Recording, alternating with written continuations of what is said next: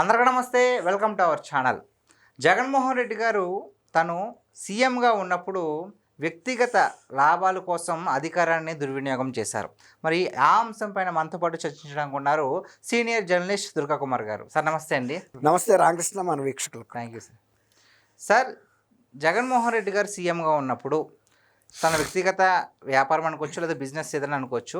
So సాక్షి పత్రిక కావచ్చు, లేదంటే భారతీయ సిమెంట్స్ కావచ్చు. మరి అధికారాన్ని అడ్డం పెట్టుకుని ఆయన ఏ విధంగా ఎంతెంత లాభాలు చూసారో ప్రతి ఒక్కరికి తెలుసు. మరి దాని గురించి మీరేమంటారు అసలు?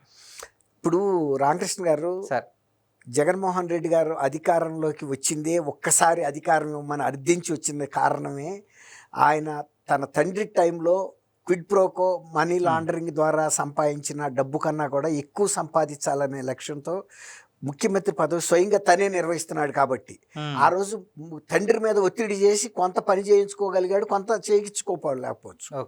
ఒక 85% జరిగి ఉండొచ్చు ఆయన అనుకున్న లక్ష్యంలో. ఈసారి 100 కాదు 200% కూడా నేను చేసుకోగలను అనే ధైర్యంతో, ఆ ఉద్దేశంతోనే ఆయన అధికారంలోకి వచ్చాడు. అలాంటప్పుడు ఆయన కుటుంబానికి సంబంధించిన వ్యాపారాల్లో కూడా లబ్ధి చేసుకోకుండా ఉంటాడని మనం ఎందుకు అనుకుంటాం? ప్రజల సొమ్మే తను సొంతానికి మళ్ళించుకోదలుచుకున్నప్పుడు గవర్నమెంట్లో ఉన్న సొమ్ముని తను కుటుంబ బిజినెస్లు, తన వ్యక్తిగత బిజినెస్లోకి, ఆ సంస్థలకి లబ్ధి చేయకుండా ఎవరుంటారు?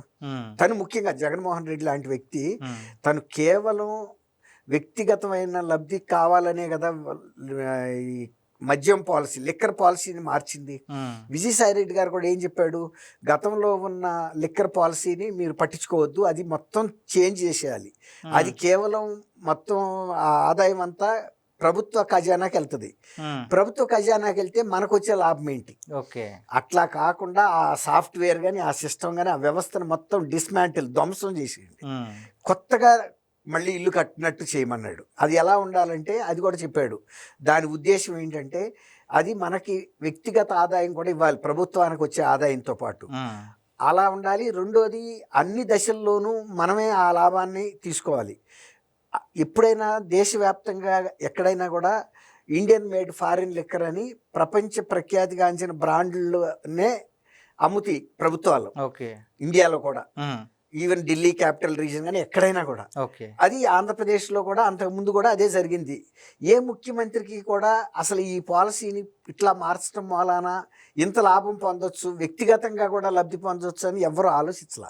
ఎందుకంటే పాత సిస్టమ్ను మార్చారు అంటే విమర్శలు వస్తాయి, అసలు మీరు ఎందుకు మార్చారు అనేది.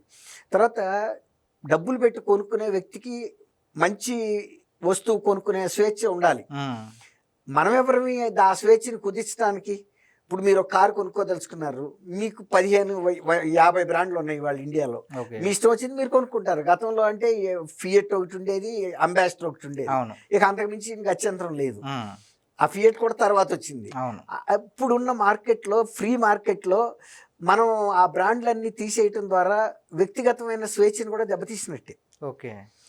అది ఆయన ఎందుకు తీసాడు? వాటిని వాళ్ళు ఎందుకు లాభం పొందాలి? అది కూడా, ఆ లాభం కూడా మనమే పొందాలి. అంటే ఉత్పత్తి చేసేటప్పుడు లాభం పొందాలి, దాన్ని బెవరేజెస్ కార్పొరేషన్కి అమ్మేటప్పుడు ఉత్పత్తిలో 20 రూపాయలు అయితే దాన్ని 200కి అమ్మాలి. ఆ 200 నుంచి మళ్ళీ రీటైల్ షాపులు కూడా మనమే అమ్మాలి. మనం అవుట్ సోర్సింగ్ నుంచి ఉద్యోగస్తులను తెచ్చుకుని వాళ్ళకేమో తక్కువ శాలరీ ఇవ్వాలి, ఎక్కువ శాలరీ ఇచ్చినట్టు రాయాలి. అట్లా ప్రతి దశలోనూ. ఇప్పుడు మీరు అడిగారు కొత్త కుంభకోణం అంటే, కుంభకోణంలో ఇంకో కుంభకోణం. ఇది మొత్తం సిట్టు విచారణ జరుగుతుంది మద్యం కుంభకోణంలో. కానీ డిపోల నుంచి రిటైల్ షాపులకి ట్రాన్స్ఫర్ చేసే వ్యవస్థలో 200 నుంచి 400 కోట్ల రూపాయల కుంభకోణం జరిగిందని ఇప్పుడు సిట్ అధికారులకి సమాచారం వచ్చింది, వాళ్ళ దర్యాప్తులో బయటపడింది. ఇప్పుడు దాన్ని వేరేగా ఇంకో కేసు బుక్ చేస్తున్నారు. అంటే ప్రతి దశలోనూ వాళ్ళ మార్జిన్ చూసుకున్నారు. తర్వాత ఇంకోటి ఏంటంటే, ఇండియన్ మేడ్ ఫారిన్ లిక్కర్ అనుకోండి, అవి అన్నీ కూడా మ్యాక్డవెల్ కానీ, హ్యావార్డ్స్ కానీ, అనేక బ్రాండ్స్ ఉన్నాయి. వాళ్ళు ఒక పద్ధతి ప్రకారం తయారు చేస్తారు, స్టాండర్డ్స్, నాణ్యతా పరంగా అంతర్జాతీయ స్టాండర్డ్స్లో. అప్పుడు గవర్నమెంట్కి అమ్మేటప్పుడు వాళ్ళు మరీ తగ్గించి అమ్మలేరు. వాళ్ళకి ఉత్పత్తి ఎంత అయిందో ఆ డిస్ట్రిబ్యూటర్ దగ్గర నుంచి వాళ్ళు మార్జిన్ పెట్టుకుని వీళ్ళకి ఇస్తారు. కానీ వీళ్ళు ఒక స్పిరిట్లు కొనుక్కొచ్చి, మొన్న అతను జోగి రమేష్ తయారు చేసినది కూడా ఇదే, స్పిరిట్ కొనుక్కురావటం, కలర్ కలపటం, దానికి ఎసెన్స్ కలపటం. మహా అయితే ఒక 20-30 అంతే. రూపీస్. 20 రూపీస్లో ఒక బాటిల్ అయిపోద్ది నిబ్బు. దాన్ని నిబ్బు అంటే క్వార్టర్. 150 రూపీస్కి 150కి అమ్మారు, 200కి అమ్మారు, రకరకాలుగా అమ్మారు. అవి కూడా వాళ్ళ ఇష్టం వచ్చిన లేబుల్స్, 3 క్యాపిటల్స్. ఎట్టాగో 3 క్యాపిటల్స్ పెట్టలేదు కాబట్టి ఇట్లా అన్నా తృప్తి పడండి రా అని. అట్లా వాళ్ళ ఇష్టం. ప్రెసిడెంట్ స్పెషల్ అని ఏంటి వాళ్ళు పెట్టిన స్కీములు అన్నీ దానికి పెట్టారు. సరే పెట్టి ఇది అమ్మటం మూలాన ఏం జరిగింది, వీళ్ళకి వ్యక్తిగతంగా తర్వాత ఆన్లైన్ ఉండేది అంతకుముందు. తెలుగుదేశం ప్రభుత్వం 2014 నుంచి పొందింది, కానీ అంతకుముందు కానీ అంతకుముందు కాంగ్రెస్ ప్రభుత్వం వాళ్ళు కూడా వీటిల్లో జోక్యం చేసుకోవాలి. దేశవ్యాప్తంగా ఎలాంటి విధానం ఉందో, ఎలాంటి బ్రాండ్లు ఉన్నాయో కాంగ్రెస్ ప్రభుత్వాలు, రాజశేఖర రెడ్డి గారి టైంలో కూడా ఇది ఏం చేయలే ఆయనకి తట్టలా. ఇది ఎవరికి తట్టదు. ఇప్పుడు ఒక ఎస్టాబ్లిష్డ్ వ్యవస్థ ఉన్నప్పుడు ప్రజలు అవి తీసుకుంటున్నప్పుడు అదే ఇవ్వాలి తప్ప, మనం అన్ని దశల్లోనూ మనం లబ్ధి పొందాలి, అవతల వాళ్ళని ఎక్స్ప్లాయిట్ చేయాలి, వాళ్ళని ఏదో పిచ్చిసారా తాగి చచ్చిపోయినా పర్వాలేదు. అదే జగన్మోహన్ రెడ్డి గారు ఎన్నికల ముందు నా అక్క చెల్లెళ్ళ పసుపు తాళ్ళు తెగిపోతే నేను చూస్తా కూర్చుంటానా, నేను మద్యాన్ని అనుమతించను, మద్యం తీసేస్తాను, మద్యం షాపులు ప్రతి సంవత్సరం 25% చొప్పున తగ్గించుకుంటూ వెళ్తాను, 4వ సంవత్సరం వచ్చేటప్పటికి సంపూర్ణ మద్య నిషేధం అయిపోద్ది, 5వ సంవత్సరంలో ఓన్లీ 5 స్టార్ హోటల్స్లో మాత్రమే దొరుకుతుంది, ఆడెవడో ఉండాడు, తాగుతాడు, పోతాడు, సస్తాడు, మనకేం సంబంధం, మన పేద ప్రజలు మనం అందరం ఒకటిగా ఉండాలని చెప్పాడు. అట్లాగే మనం ప్రజా ప్రభుత్వాన్ని ఏర్పాటు చేస్తాం 2019లో, అమరావతి ఢిల్లీ కన్నా మంచి రాజధాని కట్టుకుంటామని అట్లా ఒక సోషలిస్టిక్గా మాట్లాడాడు. అప్పుడు ప్రజలు కూడా నమ్మారు, ఈయన కూడా మనలాంటి ఆహారమే తింటాడేమో, మనలాంటి ఇంట్లోనే ఉంటాడని. కానీ 25 ఎకరాల్లో, 30 ఎకరాల్లో, 40 ఎకరాల్లో ప్యాలెస్లు ఉంటాయని, ఆయన ప్రత్యేకమైన విమానాలు వేసుకుని లండన్ కానీ విదేశాలకు వెళ్తాడని, ప్రజల సొమ్ముతో, అది ఆయన అక్కడ ఉన్నంతకాలం అక్కడే ఉండాలని, ఆయన్ని మళ్ళీ తీసుకురావాలని, ఆయన విదేశాల్లో ఉన్న పిల్లలకు కూడా ఇక్కడ ప్రజల యొక్క సొమ్ముతో ఏర్పాటైన సిబ్బందితో భద్రత కల్పించుకుంటాడని, ఆ తర్వాత ప్యాలెస్కి ఆయనకు భద్రత కల్పించుకోవడానికి ప్రజల సొమ్ము ఇట్లా దుర్వినియోగం చేస్తాడని, ప్రజల్నే విరోధులుగా భావించి ఇట్లా చేస్తాడని ఇవన్నీ తెలీదు. కాబట్టి ఇప్పుడు మీరు అడిగారు ఆయన సొంత కంపెనీలకి లబ్ధి చేసుకుంటాడని. ఆయన సాక్షి పేపర్ను కూడా వాలంటీర్స్తోనూ గ్రామ సచివాలయ సిబ్బందితో కొనిపించాడు. ప్రజల డబ్బు వాళ్ళకి అలవెన్స్గా ఇచ్చి పేపర్ కొనుక్కోవటానికి అలవెన్స్ ఇచ్చారు, అది సాక్షి పేపర్ కొనాలి. అప్పుడు అట్లా సర్క్యులేషన్ కూడా పెరిగింది. తర్వాత అన్ని పేపర్లకి అడ్వర్టైజ్మెంట్లు ఇవ్వాలి ఏదైనా, కానీ ఆయన సొంత పేపర్కి ఇచ్చుకున్నాడు, మిగిలిన పేపర్లకి ఇవ్వలేదు. అట్లాగే మీరు చెప్పారు భారతీయ సిమెంట్స్, ఇప్పుడు దాదాపు ఒక 20 కంపెనీలు ఉంటాయి ఆంధ్రప్రదేశ్లో, పెద్ద కంపెనీలు. ఆ సిమెంట్ కంపెనీల్లో వాళ్ళ ఉత్పత్తి సామర్థ్యాన్ని బట్టి దామాషాగా ఒక 10% ఉత్పత్తి సామర్థ్యంలో, లేకపోతే 2%, 3% మనం కొనుగోలు చేయాలని నిర్ధారించారు. అట్లా నిర్ధారించి ఆయన 1.1 lakhs అంటే 1,10,000 టన్నులు మాత్రం భారతీయ సిమెంట్ నుంచి కొనొచ్చు. కానీ ఆయన 3,31,000 టన్నులు 31,500 టన్నుల దాకా కొన్నాడు. అంటే లిమిట్ మించి. అంటే ఆ మేరకి మిగిలిన సంస్థలకి కొనుగోలు తగ్గిపోయింది కదా. అట్లాగే ఆ డబ్బులు కూడా ఎంత ఇవ్వాలి, అక్కడ 110 కోట్లు ఇవ్వాలి, 165 కోట్లు అడిషనల్గా ఇచ్చారు అదనంగా. ఇవన్నీ కూడా ఆయన జగన్మోహన్ రెడ్డి గారు తను భార్య చైర్పర్సన్గా ఉన్న భారతీయ సిమెంట్స్ నుంచి ఇచ్చిన ఆర్డర్స్. కానీ వీళ్ళకన్నా కూడా ఉత్పత్తి సామర్థ్యం ఎక్కువగా ఉన్న కంపెనీలకు కూడా ఇంత ఇవాళ ఆర్డర్స్. అసలు గతంలో కేంద్ర ప్రభుత్వం కూడా ఇందులో సబ్సిడీ ఇస్తుంది. ఈ సిమెంట్ అంతా దేనికి కొన్నారు, పేద ప్రజల ఇళ్ల నిర్మాణం కోసం కొన్న ఇదనమాట. ఒక పూల్గా వీళ్ళే కొంటారు, ప్రభుత్వం తరపున కొని వాళ్లే పంపిణీ చేస్తారు. గతంలో ఏంటంటే కేంద్ర ప్రభుత్వం ఇచ్చిన సబ్సిడీ, రాష్ట్ర ప్రభుత్వం ఇచ్చిన సబ్సిడీ లబ్ధిదారికి ఇచ్చేసేవాళ్ళు, వాళ్లే సిమెంట్ కొనుక్కోవటం, ఇనుము కొనుక్కోవటం, కట్టుకోవటం వాళ్ళదే.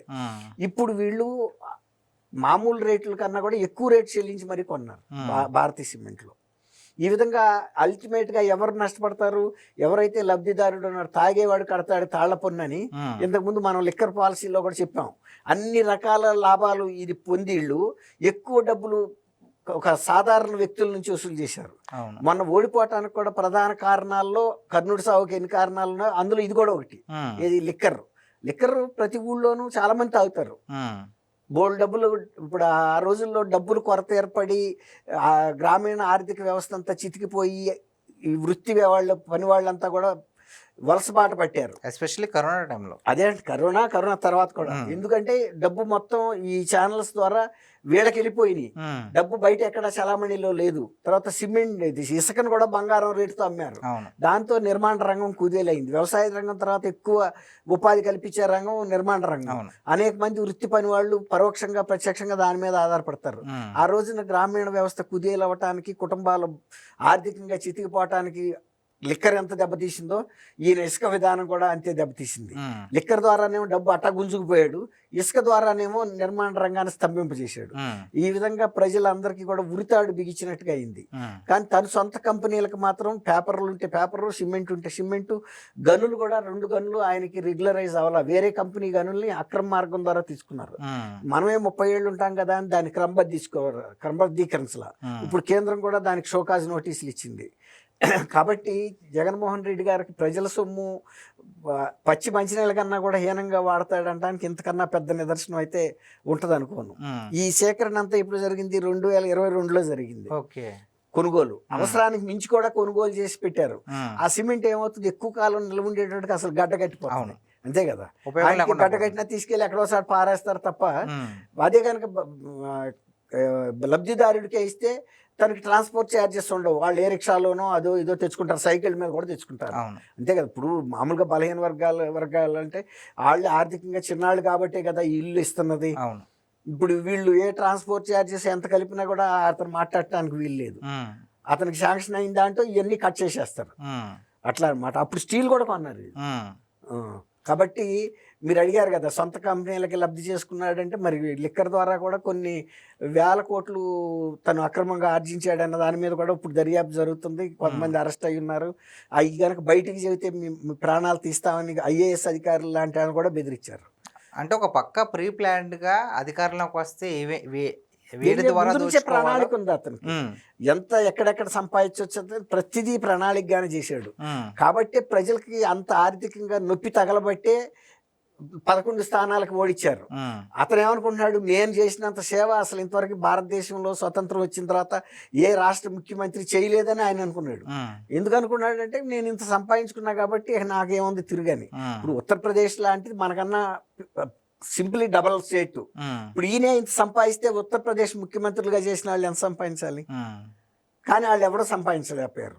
ప్రధానమంత్రులుగా చేసిన వాళ్ళు కూడా ఏం సంపాదించలేకపోయారు. ఇట్లా ఈవెన్ ఇందిరాగాంధీ గారు, జవహర్లాల్ నెహ్రూ గారు, రాజీవ్ గాంధీ ప్రైమ్ మినిస్టర్గా ఉన్న కుటుంబం కూడా ఈయనకుండా మీడియా బలం కానీ, ఇన్ని ఇండస్ట్రీలు కానీ 40,000 కోట్ల రూపాయలు ఆ రోజుల్లోనే జప్తు అయ్యి ఈడీ దగ్గర ఉండటం కానీ లేవు. మరి అంత ఆస్తి సంపాదించారంటే ఒక రాష్ట్ర ముఖ్యమంత్రిగా, అది మరీ పెద్ద రాష్ట్రం కాదు, చిన్న రాష్ట్రం కూడా కాదు మన తప్ప, ఉమ్మడి ఆంధ్రప్రదేశ్. అది ఉత్తరప్రదేశ్లో సగం అనే మాత్రం మనం చెప్పగలం. మరి అట్లాంటి డబ్బు ఇంత గుంజిన వ్యక్తి తన సొంత కంపెనీలను మాత్రం బాగు చేసుకోకపోతే, ముందు ఇల్లు బాగు చేసుకున్న తర్వాత కదా వీధి బాగు చేసి. కాబట్టి కంపెనీలు తను చేతిలో పని కాబట్టి వడ్డించేవాడు మనవాడైతే చివరిని కూర్చున్నా పర్వాలేదని చెప్తారు కదా బంతి భోజనం. అదే జగన్మోహన్ రెడ్డి గారు ఒక సహజ న్యాయాన్ని అమలు చేశారు. సార్ నమస్తే అండి. థ్యాంక్ యూ రామకృష్ణ, మన వీక్షకులు. Thank you sir.